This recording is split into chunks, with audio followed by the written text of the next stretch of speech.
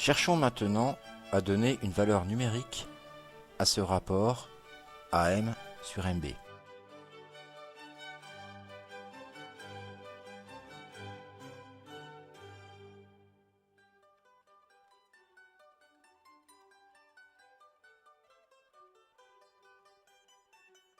Nous allons donc d'abord poser la longueur AM égale à A et MB égale à B.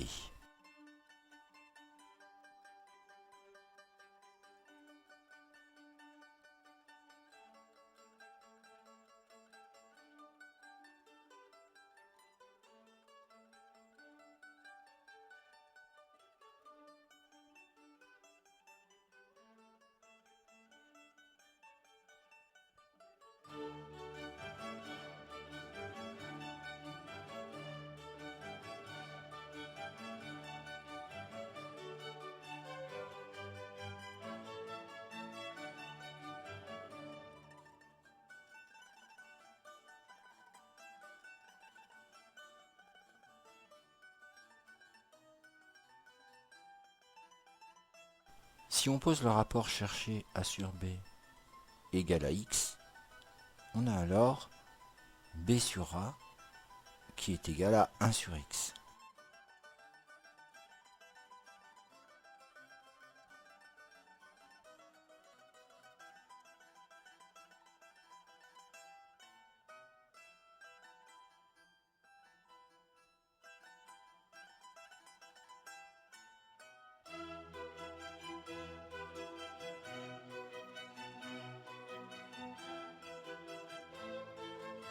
Multiplions maintenant chaque membre de cette égalité par X.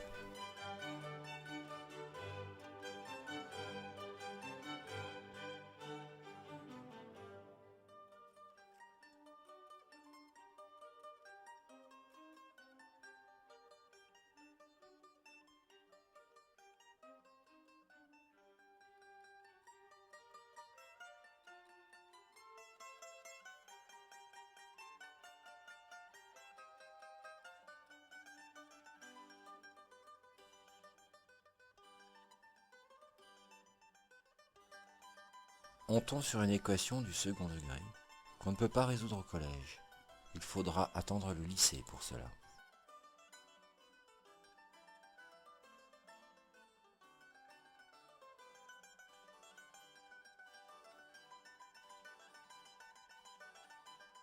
Cette équation admet deux solutions. La première, 1 moins racine de 5 sur 2, est négative et doit être écartée car une solution négative ne répond pas à notre problème.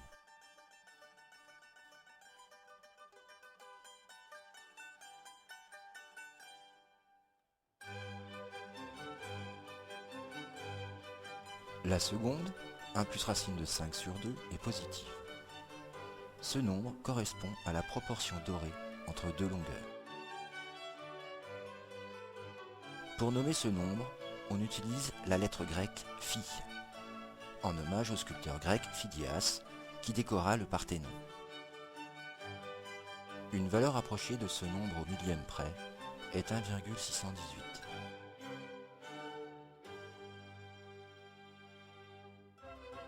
Considérons ce carré ABCD et plaçons le point M milieu du côté CD. Reportons la longueur MB sur la demi-droite DC. On obtient le point F. À partir de ce point F, construisons le rectangle AEFD. Le rectangle AEFD est un rectangle d'or. On pourrait facilement montrer que le rapport de sa longueur par sa largeur est égal au nombre d'or.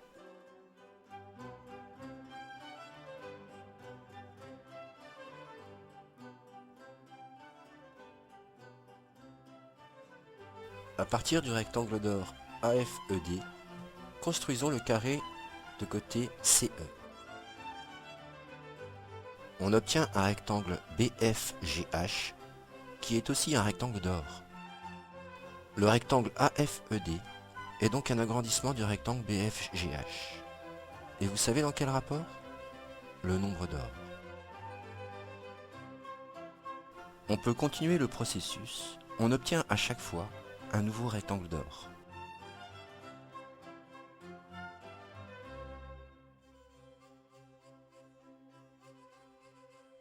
Sur chaque carré obtenu, construisons maintenant un quart de cercle.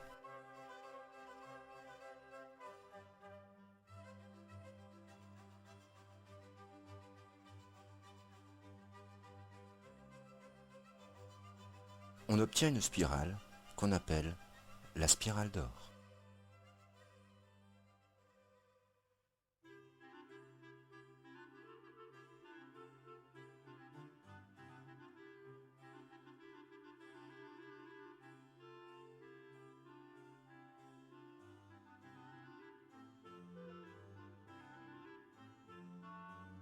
Le pentagone régulier est une figure plane possédant 5 côtés égaux et dont tous les angles sont de même mesure. Cette figure plane abrite également le nombre d'or. En effet, si nous calculions le rapport de la longueur d'une diagonale par celle d'un côté, nous trouverions exactement 1 plus racine carrée de 5, le tout sur 2, soit le nombre d'or. En traçant deux diagonales à partir d'un sommet commun du pentagone, on obtient alors un triangle isocèle, dans des proportions dorées. C'est un triangle d'or. En poursuivant le tracé des diagonales du pentagone, on obtient la fameuse étoile à 5 branches, qu'on appelle aussi le pentagramme. Cette forme, durant les âges, a une connotation mystique, voire magique. On peut remarquer qu'au centre du pentagramme se trouve un nouveau pentagone régulier.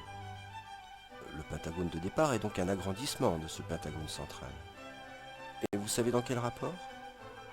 Eh bien non, ce n'est pas le nombre d'or, mais le carré du nombre d'or.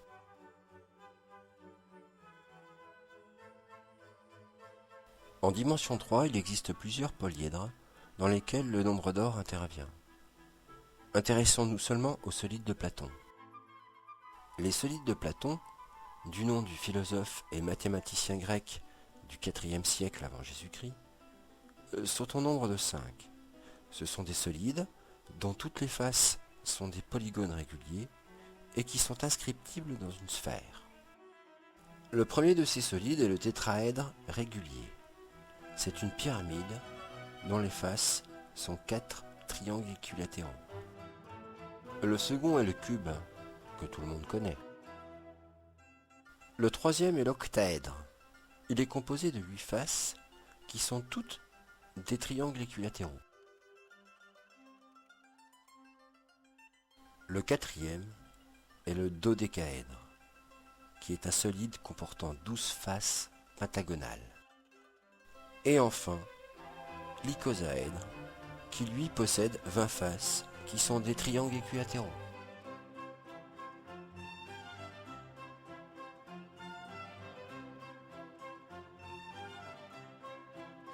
Arrêtons-nous un instant sur les deux plus emblématiques solides de Platon, le dodécaèdre et l'icosaèdre. Le nombre d'or est naturellement présent dans le dodécaèdre, puisqu'il possède 12 faces pentagonales. Plaçons maintenant le centre de chacune des faces pentagonales.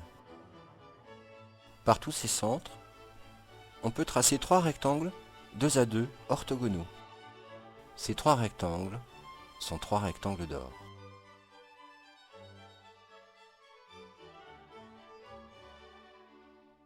Le nombre d'or intervient dans d'autres domaines concernant le dodécaèdre. Par exemple, le rayon de sa sphère circonscrite, aussi bien qu'inscrite, s'exprime en fonction du nombre d'or.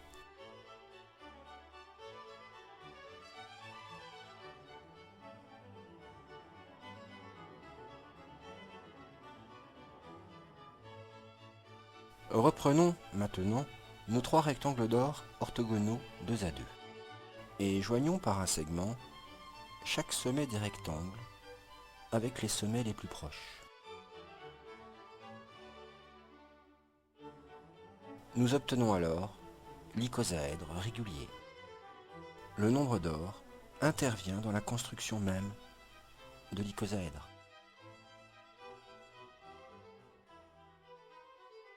Pour terminer cette partie mathématique, je vous propose un petit problème. Il ne s'agit seulement que d'une histoire de production de lapins. En voici l'énoncé.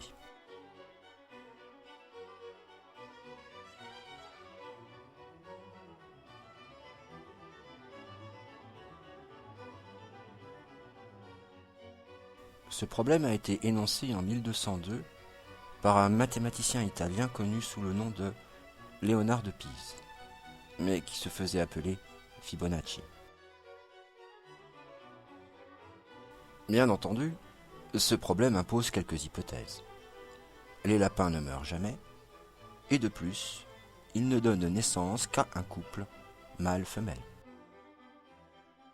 Bon, voyons ce que cela donne en termes de couple de lapins.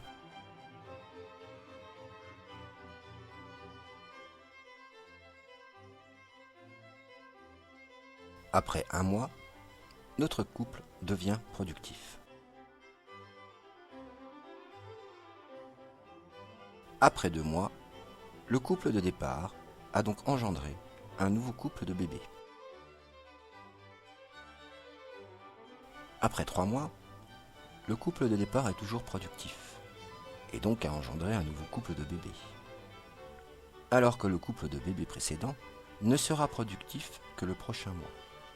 Donc on a 3 couples en tout.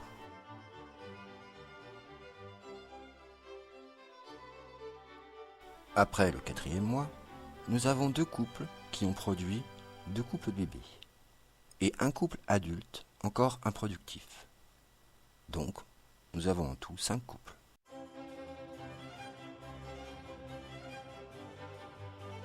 À 5 mois, on a 3 couples qui ont produit 3 couples de bébés, et 2 couples adultes encore improductifs, soit en tout 8 couples.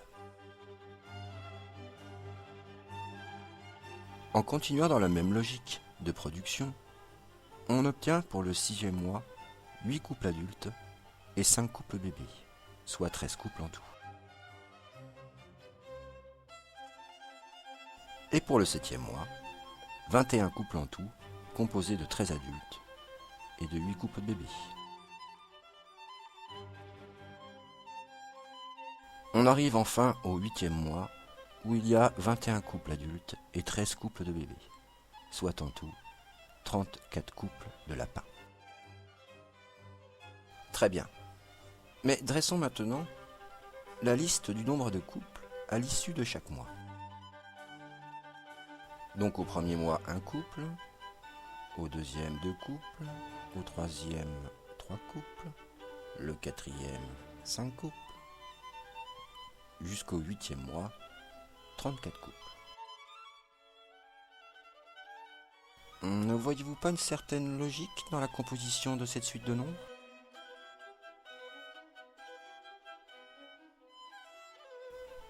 Non ? Alors regardez. En ajoutant le 1er et le 2e terme, on obtient le 3e terme. De la même façon, en ajoutant le 2e au 3e, on obtient le 4e, et ainsi de suite.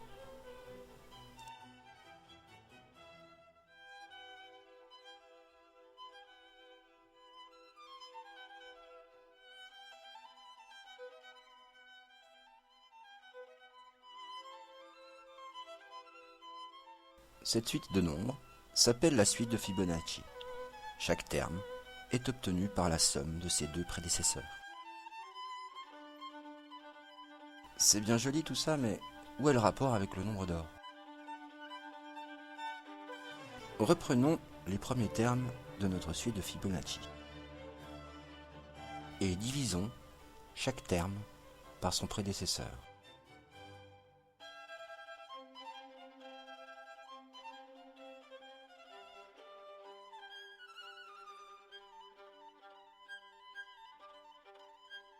Vous ne reconnaissez rien ? On peut continuer.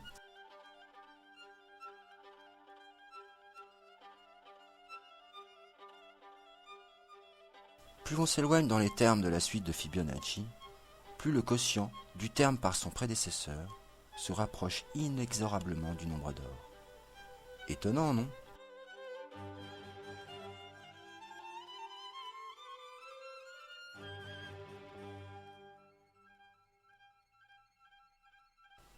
Eh bien, comme nous l'avons vu, il intervient en mathématiques. Mais il faut bien comprendre que les mathématiciens n'ont pas inventé ce nombre. Ils ont simplement interprété, mathématiquement, cette harmonie naturelle. Car en effet, bien avant que l'homme ne s'accapare ce nombre, c'est la nature elle-même qui s'en est emparée, et ce depuis des millions d'années.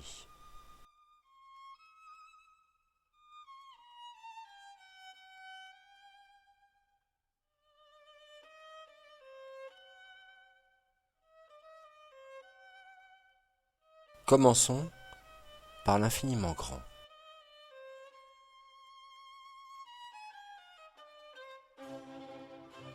Voici en image une partie de la galaxie M51, qui ressemble quelque peu à notre Voie lactée. Elle a un diamètre de 100 000 années-lumière et nous est distante d'un peu plus de 27 millions d'années-lumière. Nos instruments ont la chance de la voir de face. Observez les bras spiraux de cette galaxie. Leurs formes correspondent à une spirale d'or.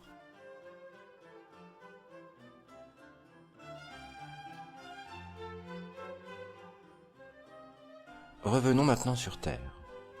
Et voici une très belle fleur de tournesol.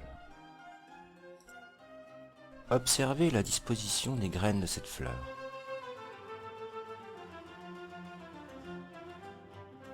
Elles sont disposées selon deux types de spirales, qu'on appelle d'ailleurs en mathématiques des spirales logarithmiques.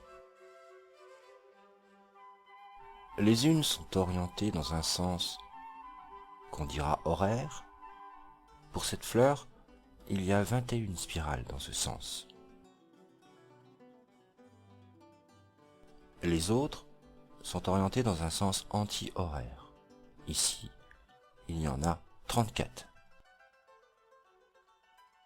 21 et 34, cela ne nous rappelle rien? Ce sont deux termes consécutifs de la suite de Fibonacci, dont le rapport est très proche du nombre d'or. Hasard ou coïncidence, allez-vous me dire?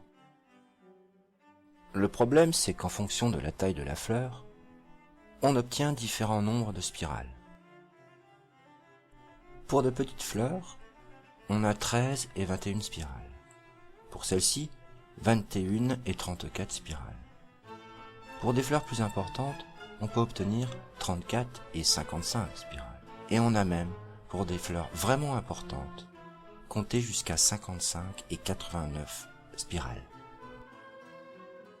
Tous ces couples sont des nombres consécutifs dans la suite de Fibonacci. Alors, vous pensez toujours à une coïncidence? En fait, le but de cette fleur, comme beaucoup d'autres, est d'optimiser le maximum de graines dans la surface qui lui est appropriée, à des fins de reproduction. Cette optimisation se fait selon une configuration spiralée, utilisant le nombre d'or.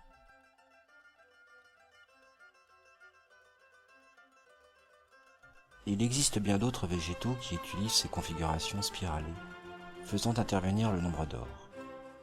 Par exemple la marguerite, ou la pomme de pin, ou encore le chou romanesco. Voici un mollusque des mers chaudes, qui n'a que très peu évolué depuis la préhistoire. Il s'agit du nautile.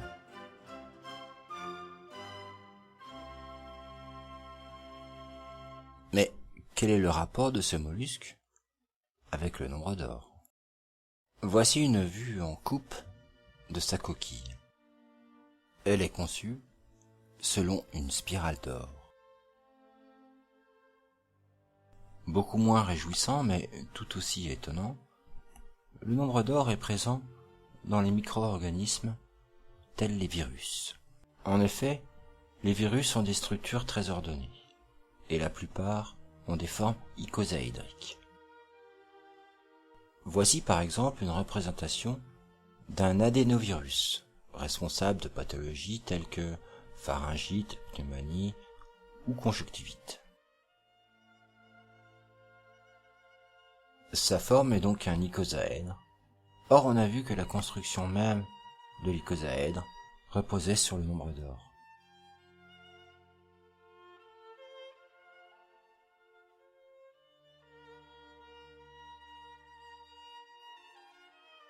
Voici un dessin, que tout le monde reconnaît, réalisé par Léonard de Vinci autour de 1490. Il s'agit de l'homme de Vitruve. De Vinci réalisa ce dessin sur les écrits d'un architecte romain du 1er siècle avant Jésus-Christ, connu sous le nom de Vitruve. Vitruve fut le premier à donner des proportions simples comme un quart, un sixième, un huitième ou un dixième, permettant de réaliser un plan de l'homme parfait, sans doute inspiré par l'Apollon grec. L'homme est en outre inscrit dans un cercle dont le centre est le nombril, et dans un carré dont le centre se trouve au niveau du pubis. Le premier est un centre anatomique, tandis que le second est le vrai centre du corps. En utilisant les traits laissés par Léonard de Vinci sur les articulations, on retrouve les proportions citées précédemment. Par exemple ici, c'est un quart du côté du carré.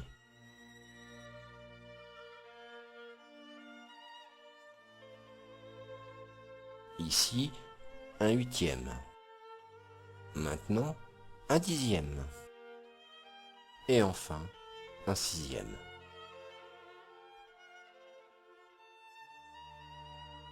Mais on retrouve le nombre d'or dans le rapport entre la hauteur du corps et la distance séparant le nombril et la plante des pieds. Mais il s'agit d'une valeur tout de même assez approximative, puisqu'elle vaut 1,639, contre 1,618 pour le nombre d'or. Par contre, chose assez surprenante, c'est que l'homme de Vitruve est inscrit dans un pentagramme. Or, cette figure géométrique, comme on l'a vu, a une relation très étroite avec le nombre d'or.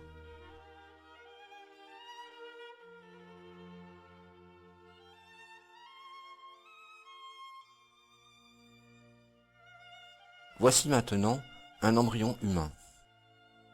Superposons sur cet embryon une spirale d'or. Le résultat est surprenant, non ?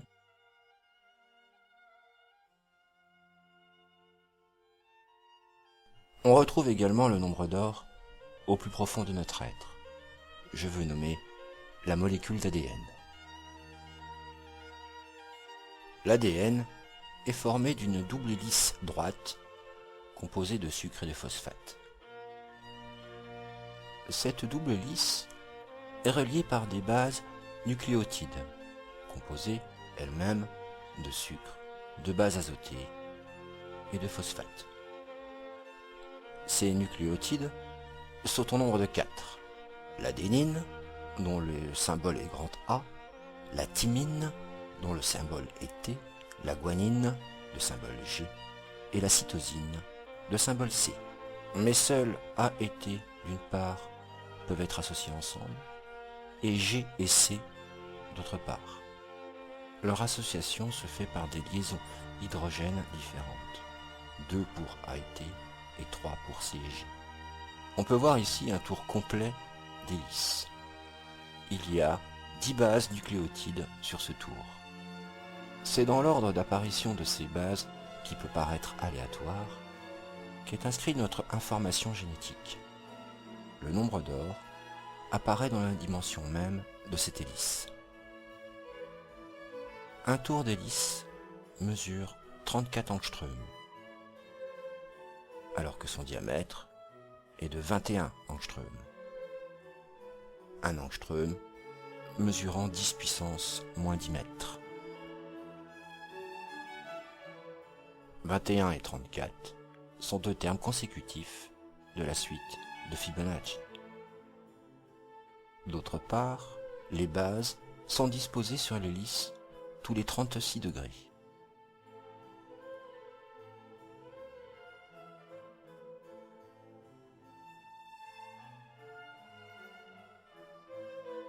de sorte qu'en vue de dessus, les sommets de ces bases forment un décagone.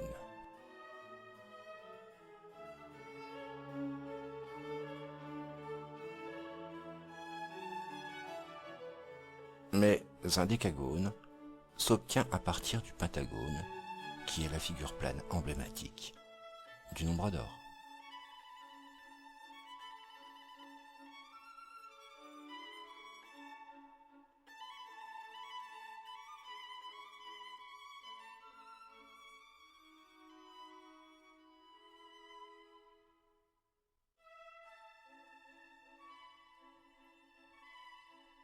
Comme nous l'avons vu en introduction, le nombre d'or est présent dans certains édifices grecs.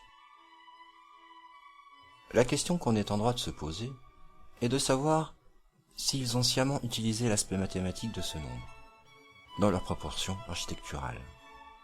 Rien n'est moins sûr. Autour du 5e siècle avant Jésus-Christ, Pythagore fonda son école pythagoricienne, sorte de secte philosophique, religieuse et scientifique.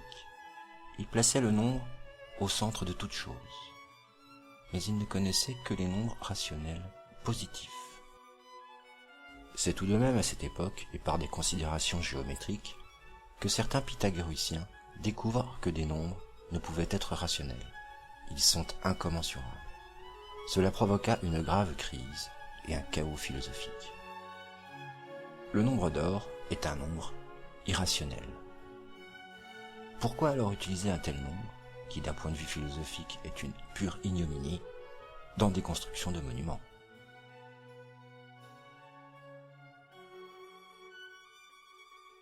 Au Moyen Âge, les maçons utilisèrent comme instrument de mesure une pige appelée la canne royale. Cette canne mesurait 555 lignes, la ligne étant la mesure élémentaire correspondant au diamètre moyen d'un grain d'orge, soit environ 2,25 mm. La canne royale mesurait donc environ 1,25 m. D'autre part, cette canne était divisée en 5 parties basées sur la morphologie humaine. La paume correspondait à la longueur de la paume de la main. Elle mesurait 34 lignes. La palme correspondait à la distance, main écartée, entre l'index et l'auriculaire. Elle mesurait 55 lignes. L'empan était la distance entre le pouce et l'auriculaire. Il mesurait 89 lignes.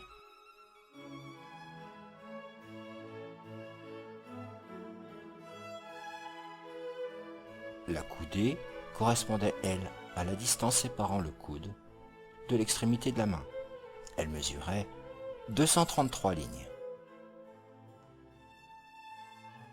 Et enfin le pied, quant à lui, mesurait 144 lignes. Les nombres 34, 55, 89, 144 et 233 sont 5 termes consécutifs de la suite de Fibonacci. Autrement dit, on peut passer d'une dimension à sa suivante en multipliant par le nombre d'or. Il est donc naturel de retrouver le nombre d'or dans certains édifices, comme les cathédrales. Mais concrètement, chaque maître d'œuvre constituait sa pige en fonction de ses propres dimensions corporelles. Donc cette règle médiévale pouvait varier d'un maître à l'autre.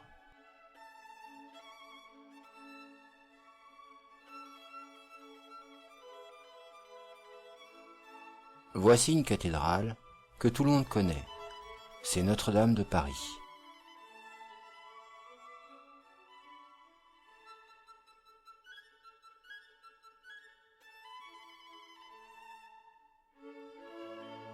Sa construction débuta vers l'année 1160 et se termina vers 1350, soit une édification s'étalant sur près de 2 siècles. Notre-Dame de Paris connut donc les débuts de l'art gothique jusqu'à son aboutissement. Son style architectural n'est donc pas totalement uniforme. La cathédrale mesure près de 120 mètres de long, 43 mètres de large et 69 mètres de hauteur. Ce fut au XIVe siècle l'un des plus grands édifices religieux d'Occident.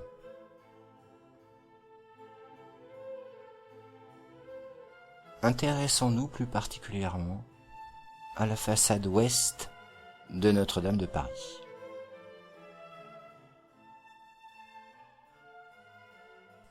Les dimensions de la façade sont de 69 mètres de hauteur pour 43 mètres de largeur.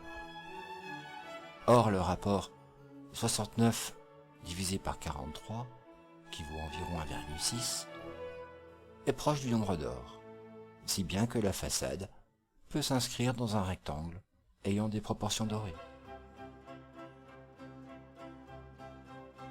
Par ailleurs, la façade se décompose en plusieurs rectangles, et tous sont proches du rectangle d'or.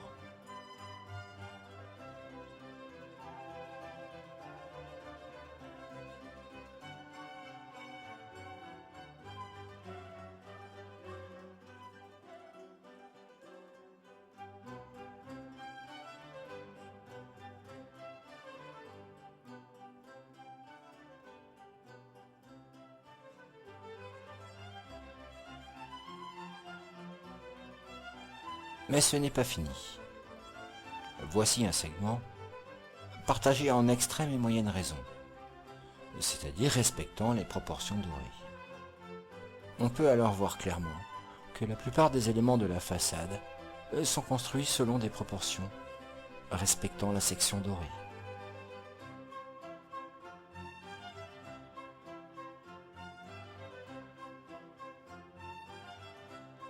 Voici maintenant la cathédrale de Dol de Bretagne, située non loin du Mont-Saint-Michel. Elle fut érigée au cours du XIIIe siècle. Sa facture architecturale est donc de style gothique. Observons maintenant un plan au sol de cette cathédrale. La cathédrale de Dol de Bretagne a une rare particularité en France. Son transept est au centre de l'édifice. Voyons comment se partage l'espace de la cathédrale par rapport à ce transept.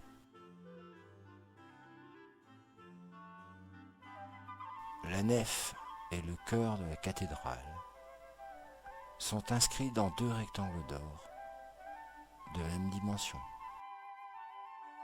On pourrait multiplier les exemples d'édifices de style gothique dans lesquels le nombre d'or s'est invité, avec notamment les cathédrales de Chartres, d'Amiens, de Strasbourg ou d'autres encore.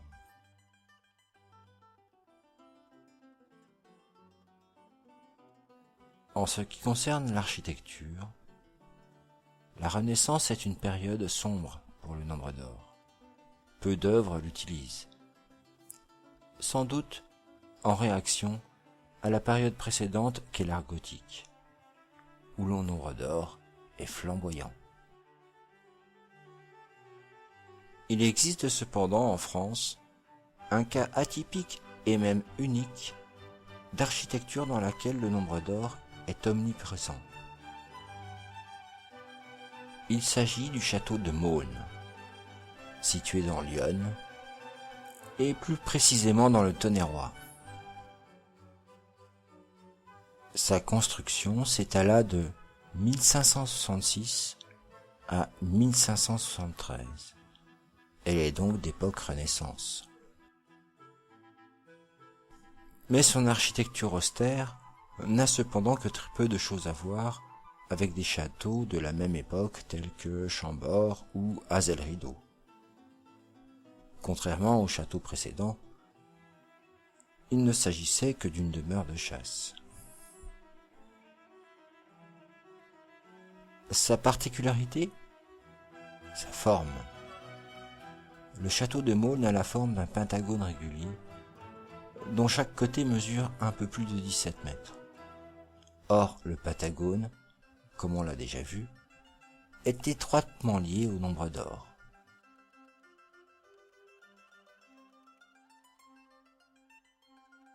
En Europe, il existe un autre château construit sous le même style pentagonal. Il s'agit du palais de Caprarola, en Italie, construit quelques années avant celui des Maules. Passons maintenant plusieurs siècles et arrêtons-nous au XXe.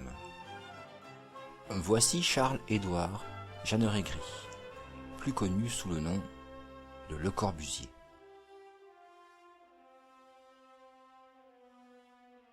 Le Corbusier fut un illustre architecte contemporain né en Suisse en 1887 et mort en 1965. Il inventa en 1945 un système de mesure basé sur l'anatomie humaine et sur le nombre d'or. Ce système s'appelle le modulor. La finalité de ce système était d'organiser de la façon la plus ergonomique possible l'homme et son espace dans des unités d'habitation. Les architectes utilisent encore aujourd'hui naturellement le modulor dans leur procédé de conception de l'habitat. Sur ce schéma tracé par Le Corbusier lui-même, les différentes dimensions respectent la section dorée.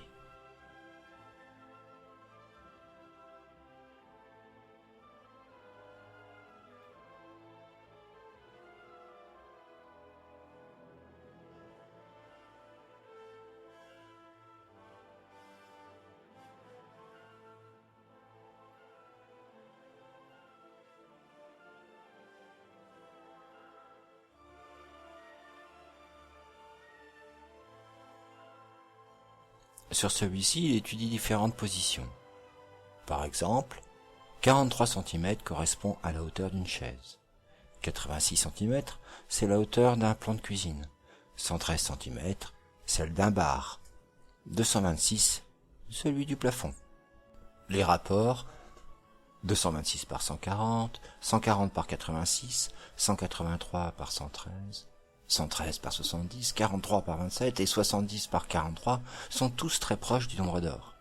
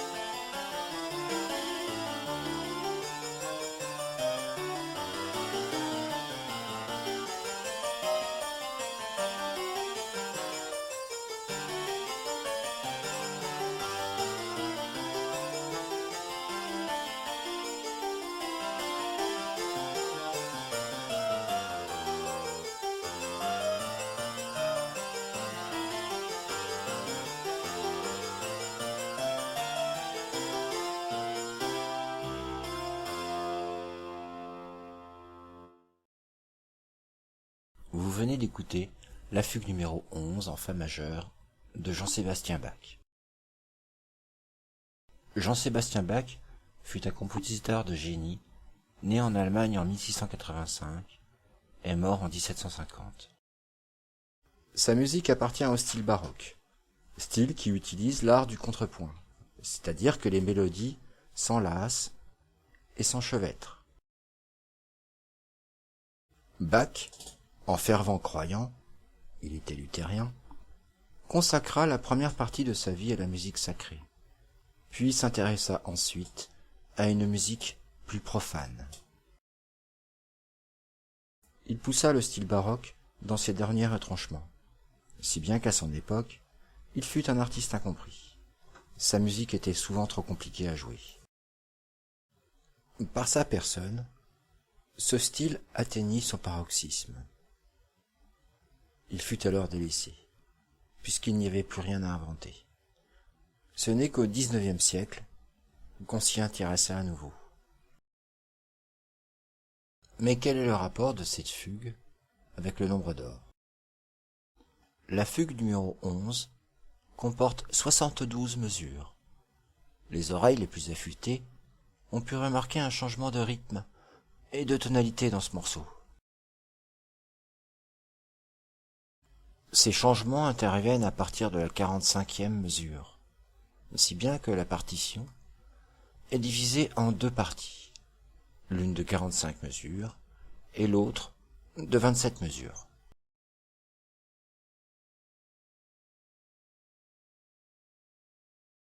Mais les rapports 72 sur 45 et 45 sur 27 sont quasi égaux et proches du nombre d'or. Aussi bien que cette fugue numéro 11 est partagée en extrême et moyenne raison, comme les principes d'Euclide.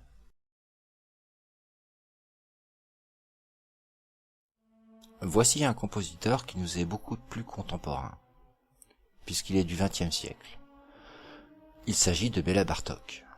Bartók est né en 1881 en Transylvanie, c'est l'ancienne Roumanie, et est mort en 1945 à New York. La plus grande source d'inspiration de son œuvre vient du folklore primitif de la Hongrie. Mais c'est la musique de Claude Debussy qui lui permit d'intégrer ce style folklorique dans ses compositions. Il y eut beaucoup d'autres influences, notamment la musique orientale, mais aussi la musique antique, ecclésiastique ou tzigane. Vous entendez actuellement musique pour cordes, percussions et célesta, composée en 1937.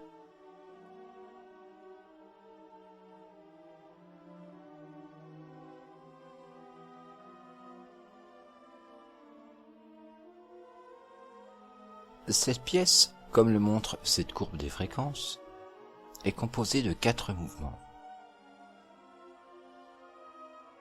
Elle doit d'ailleurs une partie de sa popularité grâce au film Shining de Stanley Kubrick, qui utilisa le 3e mouvement de cette pièce. Mais intéressons-nous plus particulièrement au premier mouvement.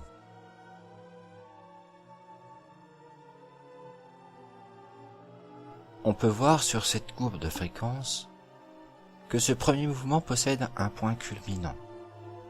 On appelle cette partie dominante le climax. Il est situé ici à partir de la 56e mesure.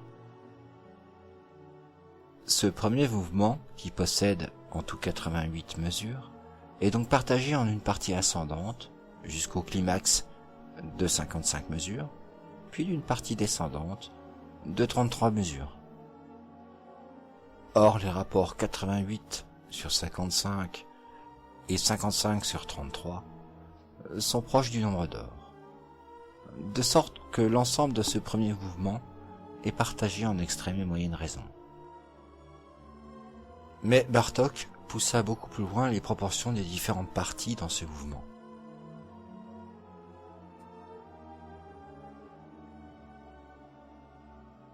Voici un schéma présentant les différentes parties de ce mouvement, selon les entrées des instruments, et les différentes nuances.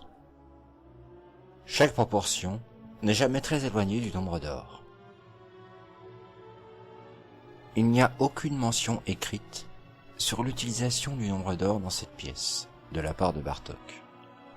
Mais la construction de ce mouvement est si liée à ce rapport doré qu'il paraît fort peu probable qu'il ne l'ait pas utilisé sciemment.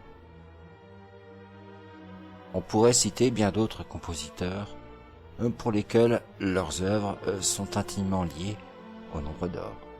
On pourrait citer Debussy, Ravel ou encore Mozart.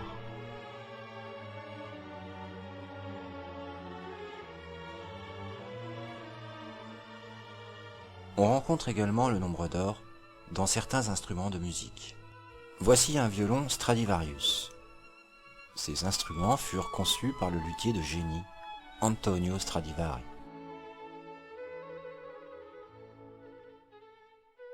Stradivari est né en Italie en 1644 et est mort en 1737. Il a construit durant sa vie environ 1 millier de différents violons. À ce jour, il en reste à peu près 500 à travers le monde. Les Stradivarius sont d'une qualité exceptionnelle, souvent copiés, mais jamais égalés. Le nombre d'or apparaît dans les dimensions mêmes de l'instrument. En effet, le rapport de sa longueur par la longueur de sa table est très proche de celui-ci, quel que soit le type de violon. Mais ce rapport doré n'a rien d'étonnant, compte tenu que l'utilisation de ce violon doit s'adapter à la morphologie humaine. Mais d'où vient une qualité si exceptionnelle? Il y a beaucoup d'hypothèses à ce sujet. Mais l'une d'elles nous intéresse plus particulièrement. Une équipe de chercheurs italiens a découvert à partir de moules et de dessins de Stradivari, conservés au musée de Crémone, qu'il a utilisé pour concevoir ses instruments la géométrie issue du nombre d'or.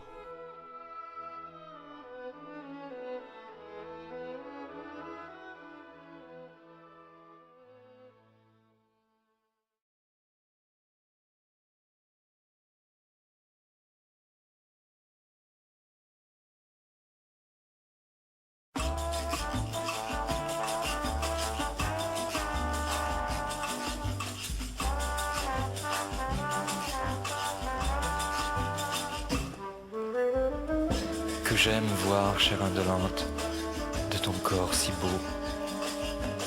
comme une étoffe vacillante miroiter la peau. Sur ta chevelure profonde, aux âcres parfums, mer odorante et vagabonde, aux flots bleus et bruns, comme un navire qui s'éveille au vent du matin. Mon âme rêveuse appareille pour un ciel lointain. Tes yeux où rien ne se révèle de doux ni d'amer sont de bijoux froids où se mêle l'or avec le fer. À te voir marcher en cadence, belle d'abandon, on dirait un serpent qui danse au bout d'un bâton. Sous le fardeau de ta paresse, ta tête d'enfant se balance avec la mollesse d'un jeune éléphant. Et ton corps se penche et s'allonge comme un fin vaisseau qui roule bord sur bord et plonge ses vergues dans l'eau. Comme un flot grossi par la fonte des glaciers grondants, quand l'eau de ta bouche remonte au bord de tes dents. Je crois boire un vin de bohème, amer et vainqueur, un ciel liquide qui parsème d'étoiles mon cœur.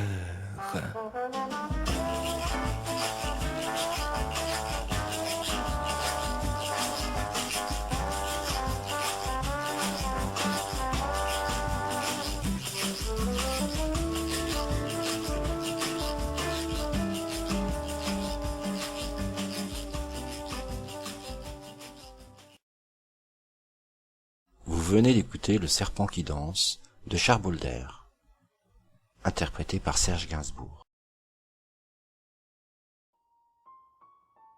Baudelaire fut un grand poète du XIXe siècle. Héritier du romantisme, il se tourna vers le modernisme. Il fut un précurseur du symbolisme des années 1870 et du surréalisme des années 1920. L'œuvre de sa vie fut Les Fleurs du Mal, publié en 1857, dont est tiré ce poème.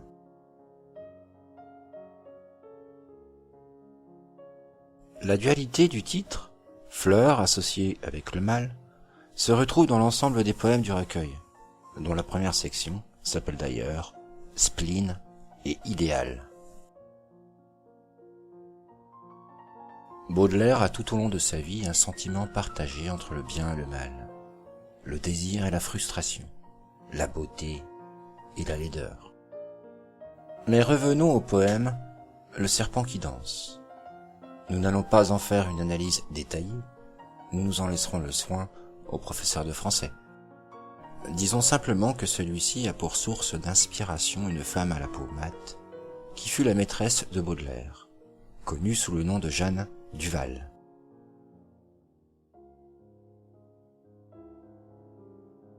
La plupart des thèmes chers à Baudelaire sont présents.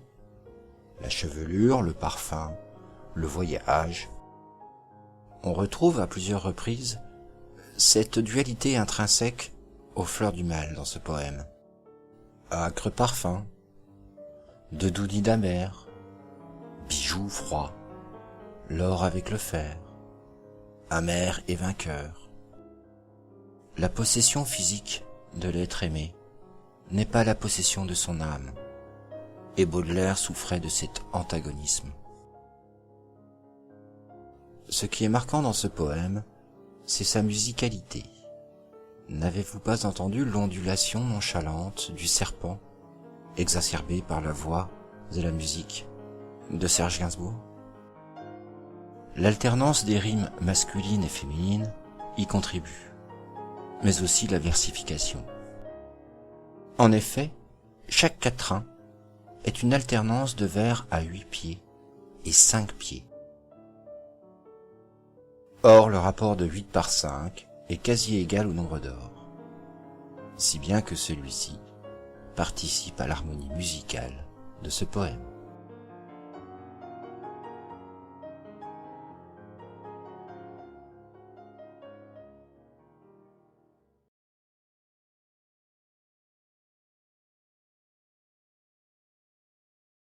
Commençons par ce tableau de facture Renaissance, réalisé en 1495 par Jacopo de Barbari. Pourquoi ce tableau? Pour son personnage central.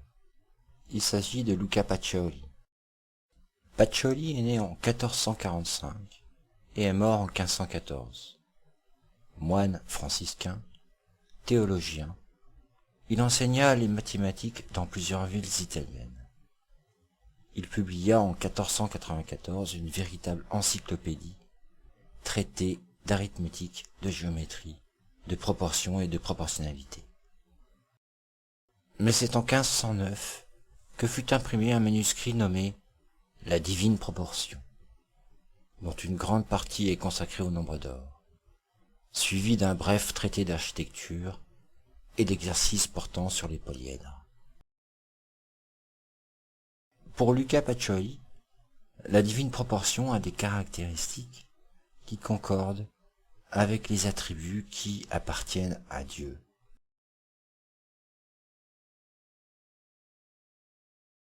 Ce manuscrit fut illustré de plusieurs polyèdres en perspective par Léonard de Vinci, qui fut un grand ami de Pacioli.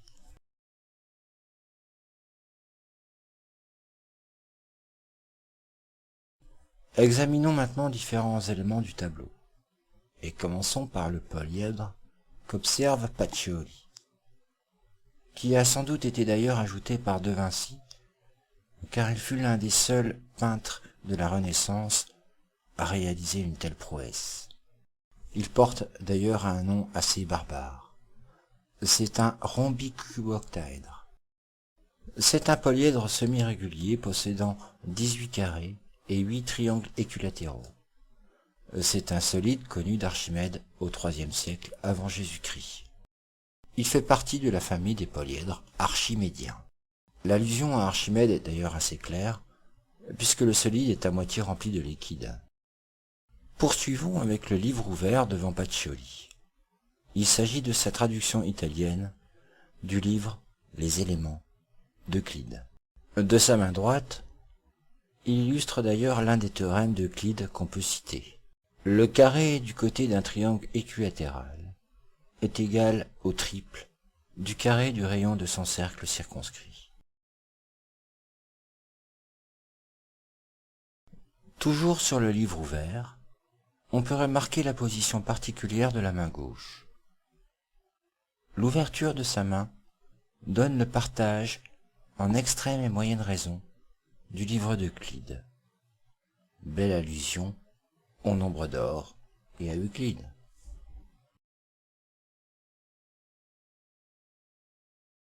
Enfin, sur le gros livre, qui représente l'encyclopédie qu'a écrit Pacioli, est posé l'un des solides de Platon les plus emblématiques, le dodécaèdre régulier. Pour les Grecs, ce solide était le symbole de l'univers. Finalement, dans ce tableau, outre Luca Pacioli, sont réunis tout de même Archimède, Euclide, Platon et le nombre d'or. Mais poursuivons maintenant avec un peu de théorie. Vous reconnaissez cette vignette?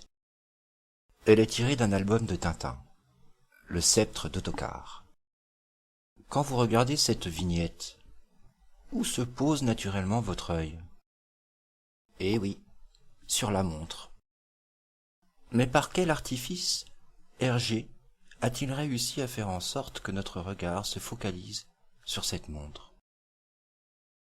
Considérons ce rectangle qui pourrait être le contour d'un tableau ou celui d'une vignette de bande dessinée. Sur chaque côté, il existe 2 points permettant un partage en extrême et moyenne raison. Par ces points, traçons des droites parallèles aux côtés du rectangle. Ces droites sont appelées des lignes fortes. Elles dirigent l'organisation spatiale d'un tableau et construisent l'équilibre de l'image. Les intersections des lignes fortes sont des points forts du tableau. Ils correspondent aux points vers lesquels notre regard va se poser instinctivement en premier. Ils permettent de mettre en valeur les objets qui se trouvent sur cet emplacement. Il s'agit ici d'une technique de composition. Il en existe bien entendu beaucoup d'autres. Mais revenons à notre vignette précédente. La montre est située sur un point fort de la vignette. Il existe beaucoup d'autres exemples, dans les albums d'Hergé, qui utilisent cette technique permettant de mettre en valeur un élément perturbateur. Par exemple ici, c'est dans Tintin et le crabe aux pinces d'or. Ici, c'est dans Objectif Lune.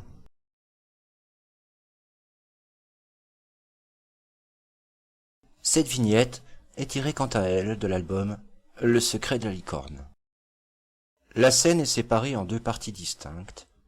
Cette séparation se fait selon une ligne forte. Il en est de même pour cette vignette tirée des 7 boules de cristal. Poursuivons notre pérégrination picturale par la période de la Renaissance.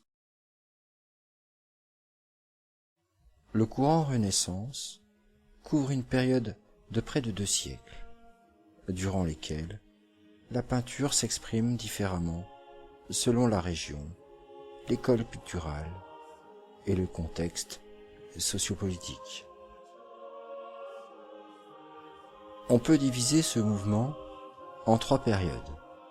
La première Renaissance, entre 1400 et 1500, la Renaissance classique, entre 1500 et 1520, et le maniérisme, entre 1520 et 1600. C'est de l'Italie que nous vient ce nouveau style, pour se propager peu à peu dans le reste de l'Europe baignée dans l'art gothique. De grands bouleversements ont lieu à cette époque.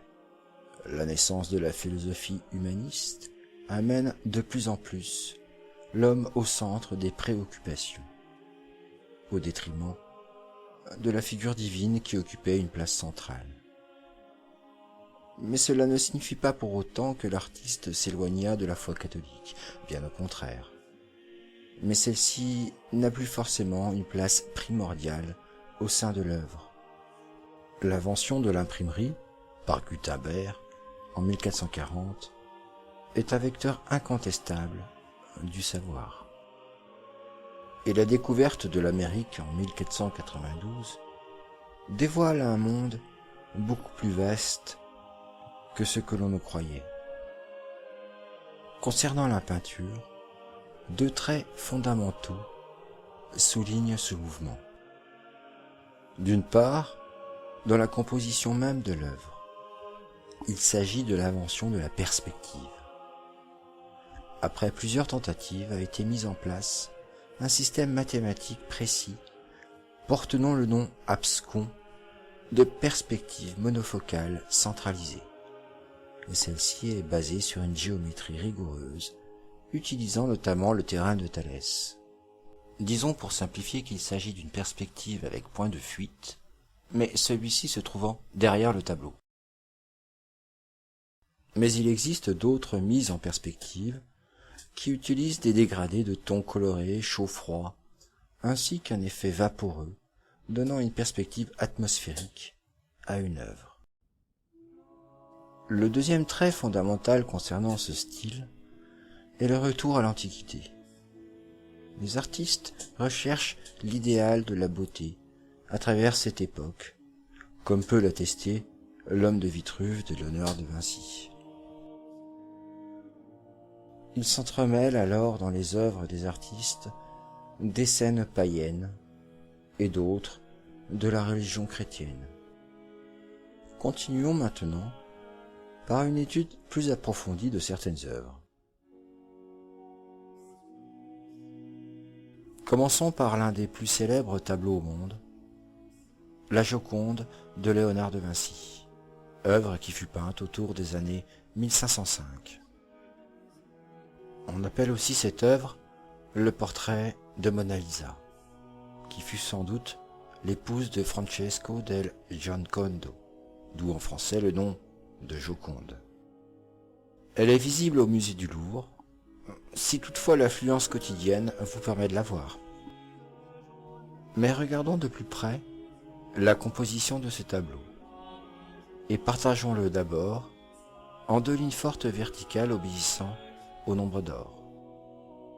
Les positions de la main droite et du visage s'organisent alors clairement par rapport à ce partage. Ajoutons maintenant une ligne forte horizontale dans la partie supérieure. Celle-ci délimite la base inférieure du visage de Mona Lisa. Maintenant, à partir des deux points forts ainsi créés, construisons un rectangle d'or. Celui-ci circonscrit le visage de la Joconde. Mais poursuivons en effectuant un agrandissement sur ce visage. Et partageons ce rectangle d'or en trois lignes fortes dorées. On peut voir alors clairement comment a été composé ce visage par rapport à ces lignes.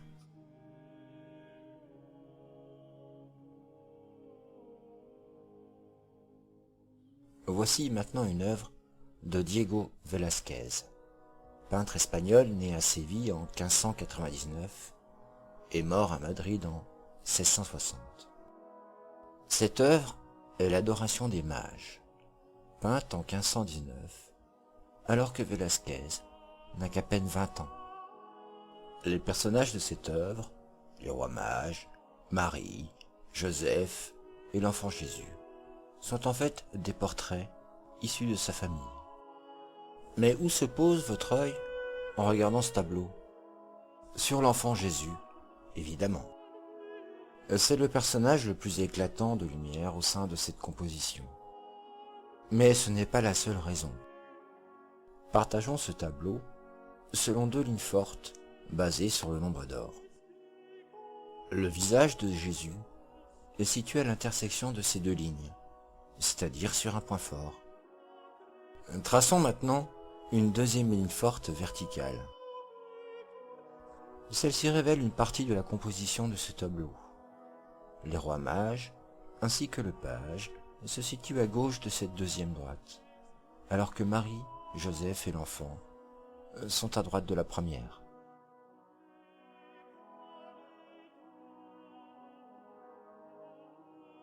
Poursuivons avec cette œuvre de Véronèse. Peinte autour de l'année 1576, il s'agit de Persée, délivrant Andromède. Véronèse est né en Italie, à Vérone, en 1520, et est mort en 1588 à Venise. On ne connaît pas réellement son véritable nom. Véronèse est un nom d'emprunt issu de sa ville de naissance. Son style est d'époque maniériste, style qui débuta dans les années 1520 pour se terminer vers 1580. L'origine de ce courant interne à la Renaissance est le sac de Rome en 1527 instigé par Charles Quint, qui mit à bas la politique papale. Les artistes de cette époque, d'une part écrasés par des géants du début du siècle comme Raphaël, Michel-Ange ou Léonard de Vinci, et d'autre part ébranlés par le contexte politique, cherchent une autre forme d'expressivité dans leurs œuvres, la maniera. Celle-ci s'exprime de différentes manières. La déformation et la torsion des corps, la multiplication des éléments et des plans, la recherche du mouvement, un érotisme esthétisant, l'allongement des formes, les proportions du corps ne sont plus forcément respectées. L'une des œuvres les plus célèbres de Véronèse est sans doute Les Noces de Cana. C'est une œuvre monumentale de près de 10 mètres sur 7, qui fut peinte en 1563. Elle est visible au musée du Louvre à Paris. L'une des plus ferventes admiratrices est d'ailleurs la Joconde, puisqu'elle est située juste en face de ce tableau. Mais revenons à celui-ci, Persée, délivrant Andromède, qui est visible quant à lui au musée des Beaux-Arts de Rennes. Mais vers quel point se pose votre regard en priorité? Ah, il est hésitant. Se pose-t-il d'abord sur le visage inquiet d'Andromède, ou sur la main de Persée brandissant son épée? Voyons de plus près ce qu'il se passe en traçant 3 lignes fortes dorées.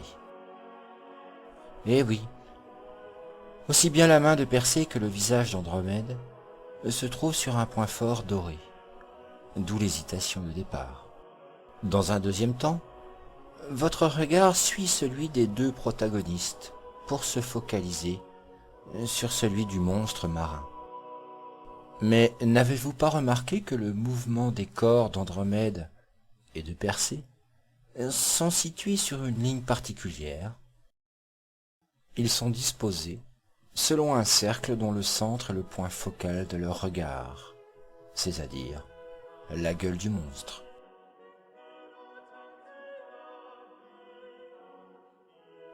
Voyons maintenant une œuvre célèbre peinte en 1485 par Sandro Botticelli, La naissance de Vénus.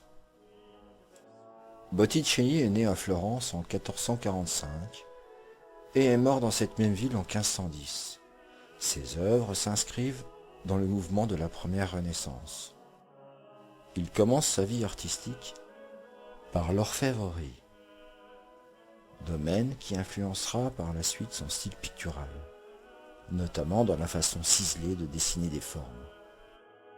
Il entra à l'âge de 20 ans dans un atelier de peinture dirigé par Fra Filippo Lippi, qui fut un moine peintre influent à Florence. C'est en 1470 qu'il reçoit sa première commande, alors qu'il se met à son compte pour le tribunal de commerce. Il se fit alors remarquer de la famille Médicis, qui fut une dynastie régnant sur Florence. Il noua des liens forts avec celle-ci. De multiples œuvres lui firent commander. Botticelli peignit aussi bien des portraits que des scènes religieuses ou païennes issues de l'Antiquité. Mais alors que plusieurs générations de Médicis gouvernèrent la province de Florence, vint les années 1490, où ils furent chassés, et Florence tomba dans l'obscurantisme digne du Moyen-Âge, sous l'emprise d'un moine connu sous le nom de Savonarole. Il prêcha l'ascèse, la pénitence, la vie modeste et l'humilité sous peine de châtiment divin. Il exhorta également les vêtements de riches, les bijoux, la musique, les livres et les tableaux jugés infâmes, ceux notamment reproduisant des scènes païennes. Il fut très écouté car à cette époque, la peste envahit Florence. Beaucoup d'œuvres furent brûlées sur ce qu'on appelle le bûcher des vanités, en 1497. Et Botticelli lui-même y participa, car il était très influencé par Savonarole. Obscurantisme et fanatisme nous amènent malheureusement à cette extrémité. L'histoire nous en atteste. Mais revenons à la période de Vénus, qui, elle, fut peinte dans une période florissante de Florence. Tout d'abord le thème. Vénus, déesse de l'amour et de la beauté, sort des eaux sur une conque, poussée par le souffle de Zéphyr, dieu du vent enlacé avec sa compagne, Aura, le vent du printemps. Elle est recueillie par une jeune femme, sans doute la déesse du printemps, pour couvrir sa dignité. La Vénus de Botticelli est un nu comme le regard de l'homme n'en avait plus vu depuis 1000 ans. Pendant des siècles, le nu était synonyme d'humiliation et de vice. Avec cette toile, l'homme humaniste de la Renaissance entre de la modernité. Botticelli n'a pas voulu peindre une Vénus inspirant le désir, mais plutôt la tendresse. Cette Vénus est le nu de l'innocence et de la pureté.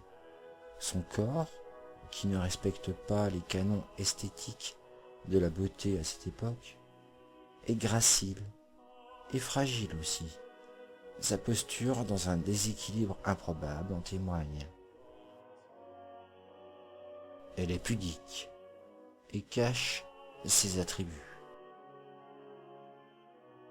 Son visage pensif et absorbé nous fait plus penser à celui innocent de la Vierge Marie, plutôt qu'à une déesse de l'amour.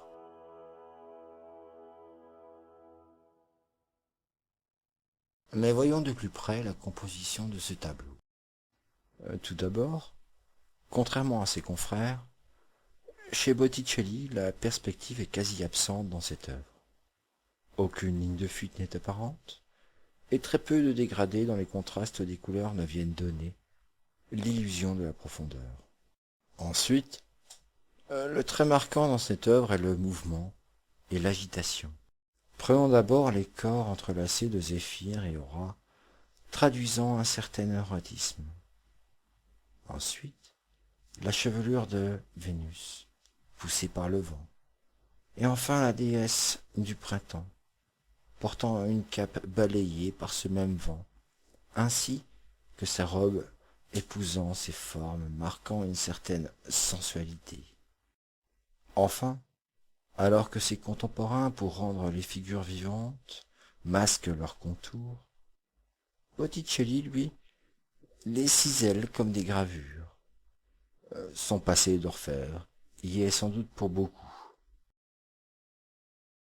Mais, et le nombre d'or dans tout ça? En fait, il est omniprésent. D'abord dans les dimensions mêmes du tableau, puisque celui-ci est un rectangle d'or.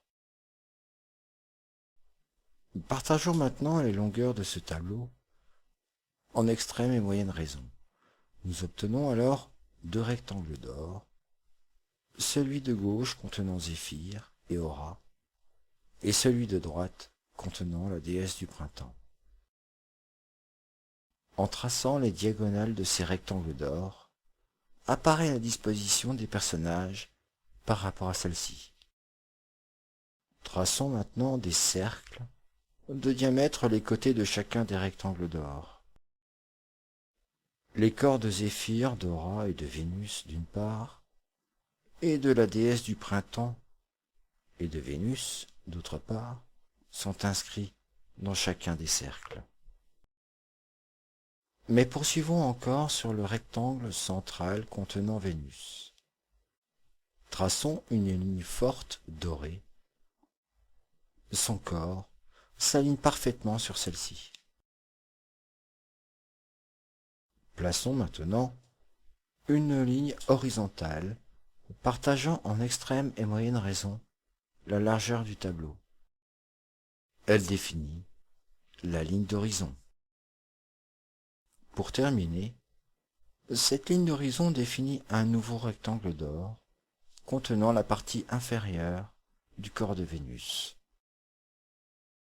Son déséquilibre est organisé selon l'une des diagonales de ce rectangle d'or. On pourrait multiplier le nombre d'œuvres de la période Renaissance utilisant la section dorée. Mais toutes n'utilisent pas ce type de composition.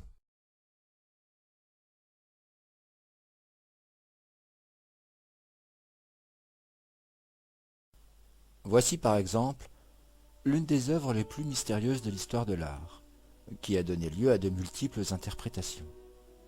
Il s'agit de la flagellation du Christ, peinte par Piero della Francesca, vers 1455. Elle s'inscrit donc dans le mouvement de la première Renaissance. Piero della Francesca est né en Italie à San Sepolcro et est mort dans cette même ville en 1492. Il fut un virtuose en mathématiques et en perspective. Il écrivit d'ailleurs un traité à ce sujet. Plusieurs éléments sont troublants dans ce tableau. Tout d'abord dans le thème. En effet, alors que toutes les œuvres mettant en scène la flagellation lui dédient une place centrale, ici elle se déroule en arrière-plan, à gauche du tableau. Par ailleurs, alors que les œuvres de la Renaissance s'inscrivent dans une unité de temps, de lieu et d'action, ici ce n'est pas le cas, car les trois personnages au premier plan sont contemporains à Piero della Francesca. On a beaucoup spéculé au cours du temps sur les trois personnages. Commençons par le personnage de gauche, sur lequel notre regard se porte en priorité. Peut-être s'agit-il d'un Byzantin compte tenu de sa coiffe. Toujours est-il qu'il est en train de parler avec l'homme de droite, et qu'ils sont en train de pactiser sur quelque chose. La position de la main gauche en atteste.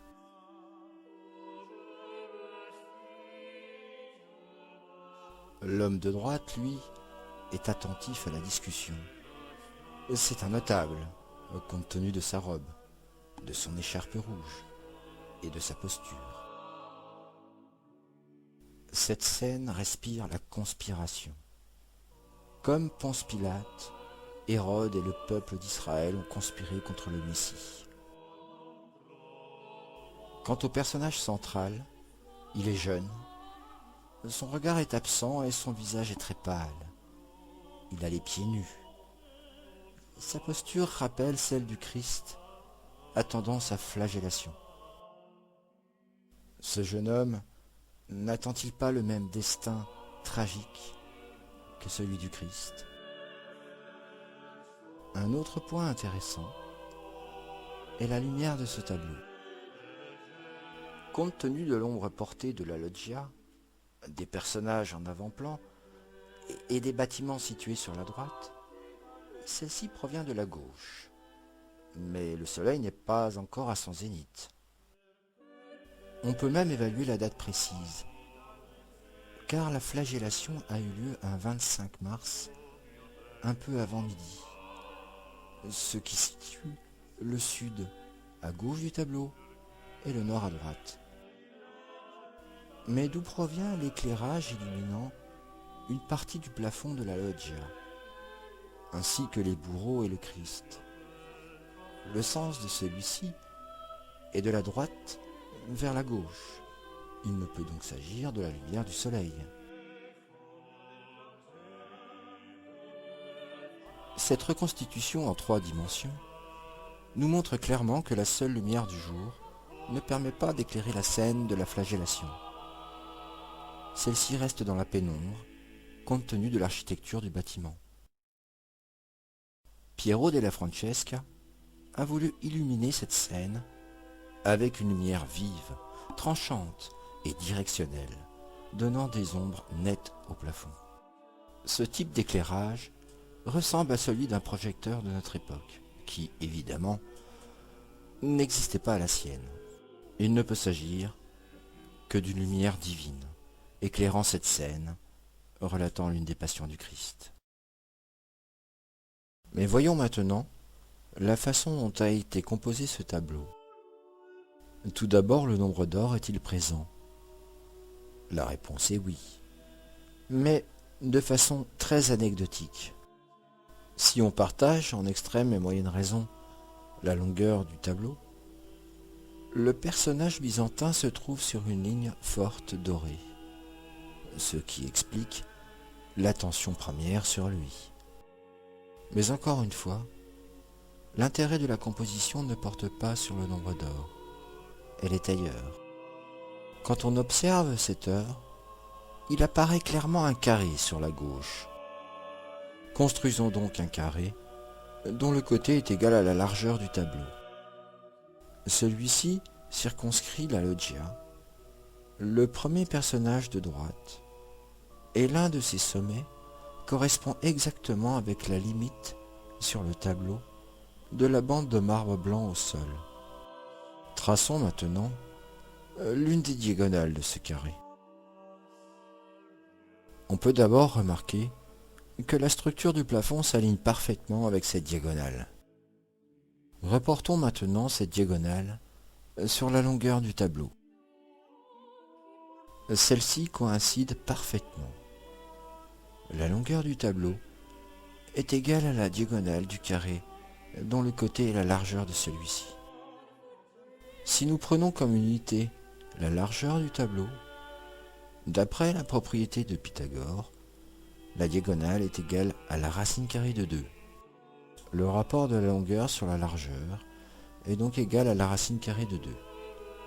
On appelle ce type de rectangle un rectangle harmonique.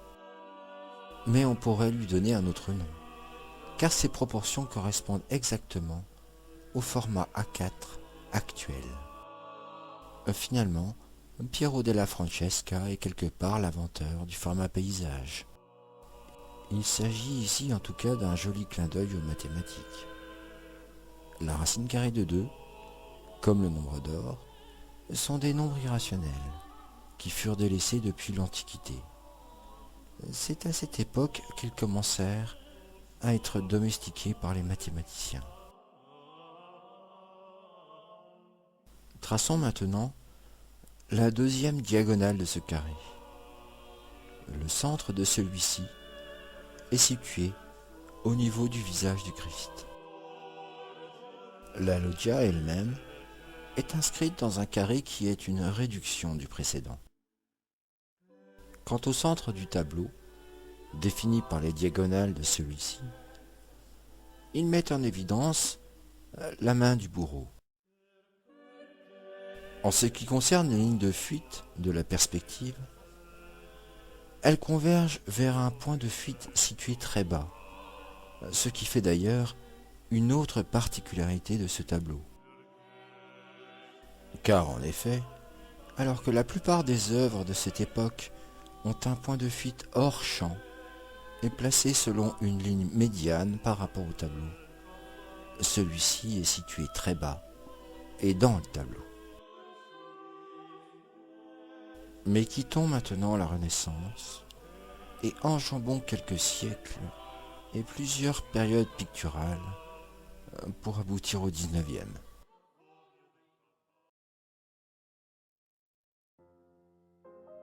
Nous sommes en 1884. C'est la première fois que cette œuvre fut visible au premier salon des indépendants. Il s'agit d'une baignade à Asnières, peinte par Georges Seurat.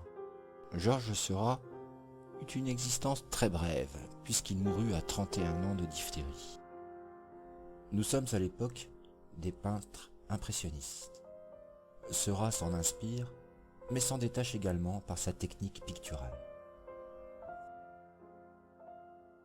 Avec Paul Signac, Georges Seurat est l'inventeur du chromoluminarisme, une technique qu'on appelle plus communément le pointillisme.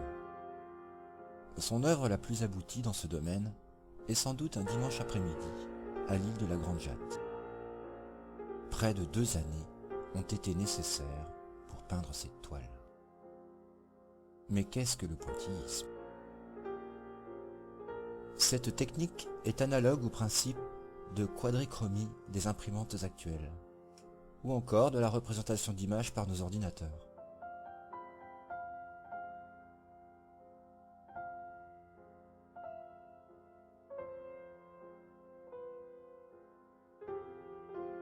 Le peintre, pour réaliser son tableau, procède de proche en proche, par de petites touches de peinture qui se juxtaposent sans se mélanger.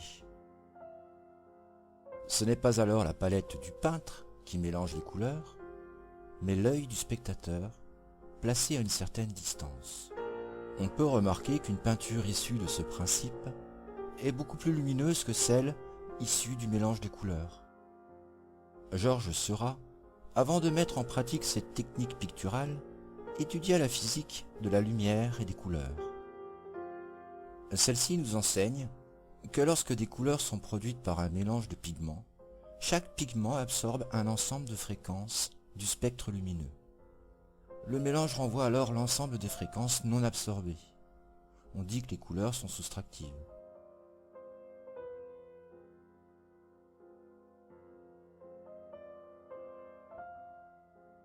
En revanche, ce n'est pas le cas dans le pointillisme.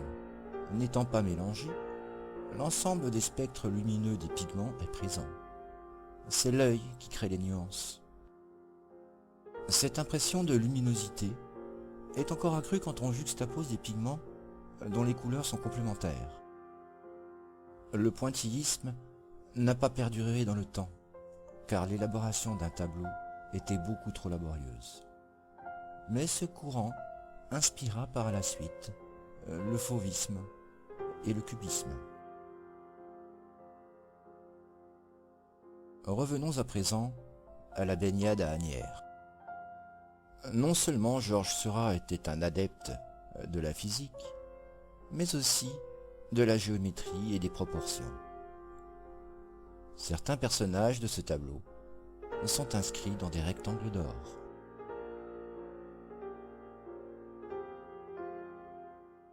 Terminons maintenant par une œuvre de l'époque surréaliste. Le surréalisme est un courant littéraire et artistique du début du XXe siècle, né à la suite de la Première Guerre mondiale. Les surréalistes estimaient que la pensée rationnelle excessive et les valeurs bourgeoises étaient à l'origine de ce terrible conflit. Le rejet du conformisme les amena à se rapprocher des thèses proches du communisme et de l'anarchisme. Ce courant vise à libérer la création de toute contrainte et de toute logique. Le surréalisme fut d'abord littéraire, et son instigateur et maître à penser fut André Breton, qui écrivit son manifeste en 1924. Il s'entoura d'écrivains comme Raymond Queneau, Paul Éluard, Robert Desnos, Jacques Prévert et bien d'autres encore. Mais ce mouvement fut vite rejoint par les arts visuels, avec des artistes comme le photographe Man Ray, et des peintres comme Juan Miró, Salvador Dali, René Magritte ou encore Max Ernst, pour ne citer qu'eux. Mais intéressons-nous plus particulièrement à une œuvre peinte par Salvador Dali en 1955, la dernière scène. Cette œuvre est quelque part une parodie de la scène peinte par Léonard de Vinci, près de 450 ans plus tôt. Dali était une personne assez extravagante, notamment dans ses propos. Par exemple, il décrira cette œuvre en tant que cosmogonie arithmétique et philosophique fondée sur la sublimité paranoïaque du nombre 12. La cosmogonie signifiant un système de la formation de l'univers. En effet, le nombre 12 est présent pour les 12 apôtres, mais aussi par l'immense dodécaèdre englobant cette dernière scène. Rappelons que le dodécaèdre est le 4e solide de Platon. Comportant 12 faces pentagonales, il était pour lui le symbole de l'univers. Cette peinture est religieuse, et l'allusion aux œuvres de la Renaissance est également très claire, notamment à travers la perspective de ce tableau. Mais c'est aussi une œuvre surréaliste. En particulier, 3 éléments le démontrent. Tout d'abord, le torse, les bras tendus, situés en haut du tableau. Ensuite, le dodécaèdre. Et enfin, on peut remarquer que la représentation du Christ n'est pas opaque, mais transparente. Ceci nous amène à dire que le Christ n'est plus réellement présent dans cette scène. D'autant plus qu'aucun des apôtres ne le regarde. Ils sont tous en prière. Le Christ est en train de monter au ciel. Mais voyons maintenant l'aspect géométrique de la composition. On peut tout d'abord remarquer qu'hormis le paysage vaporeux en arrière-plan, celle-ci a été créée dans une symétrie quasi parfaite, selon la médiane verticale du tableau. Ensuite, la perspective. Le visage du Christ est situé au centre du tableau, c'est-à-dire à l'intersection des diagonales de celui-ci. Ce visage est le point de fuite des lignes de perspective. Salvador Dali faisait allusion au nombre 12, nombre symbolique pour la religion chrétienne. Mais cela n'est pas le seul présent. Le nombre d'or y est également naturellement du fait de la présence du dodécaèdre. Mais traçons maintenant 3 lignes fortes dorées.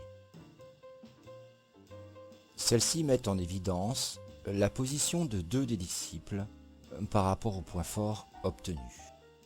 On peut remarquer aussi que la table est limitée par la ligne forte horizontale.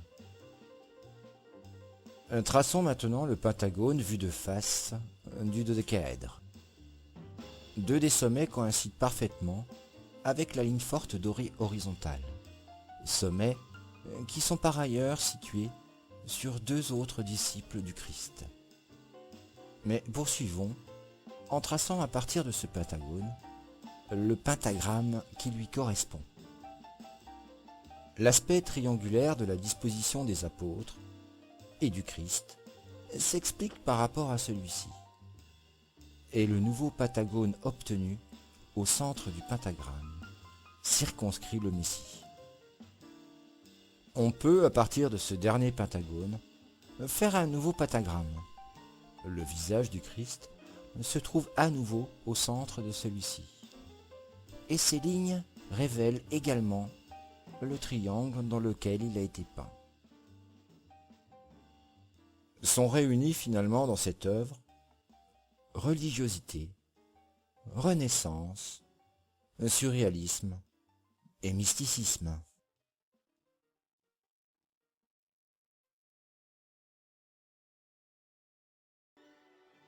Sans placer le nombre au centre de toute chose, comme le firent les pythagoriciens, on peut en élever certains au rang d'œuvres d'art, comme le nombre pi par exemple, pour lequel des livres entiers lui ont été consacrés, mais aussi le nombre d'or, qui est l'une des clés de l'harmonie. Depuis l'Antiquité, chaque progrès dans les mathématiques et les sciences ont ouvert de nouvelles perspectives pour les artistes.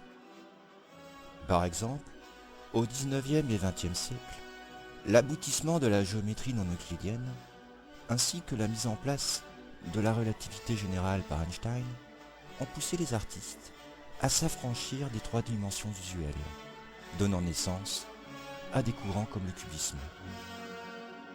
Plus récemment, autour de l'année 1980, grâce notamment à la puissance de calcul des ordinateurs et à l'intuition du mathématicien Benoît Mandelbrot, a été découvert une nouvelle géométrie, la géométrie fractale. Ce nouveau type de géométrie, où les dimensions ne sont même plus des nombres entiers, a donné des œuvres très particulières. Les mathématiques et les arts ont sans aucun doute encore un long chemin à parcourir ensemble.